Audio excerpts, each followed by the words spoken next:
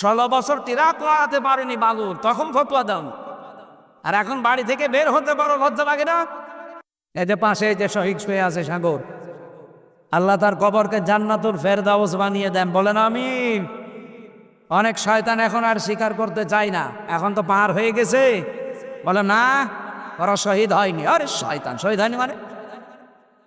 16 বছর তিরাক করাতে পারেনি বালুর, তখন ফতোয়া দাও। আর এখন বাড়ি থেকে বের হতে পারো, লজ্জা লাগে না? আমার নিজেরও তো লজ্জা লাগে।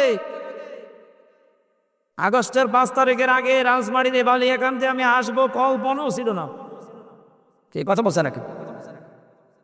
আর এখন আসেন তো মাইক কেড়ে নেবেন, অনুমতি দেবেন না, কোন বাহাদুর বীর বাহাদুর আসে। আবার আমি মাইক ছেড়ে দিলাম, আসেন।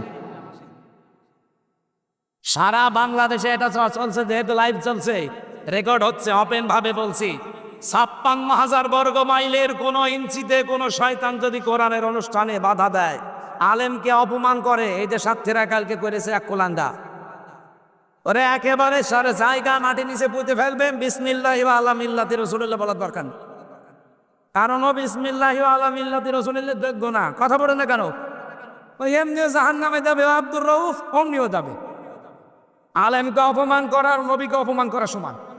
আর কথা বলেন না কেন? আপনাদের কপালে 15.5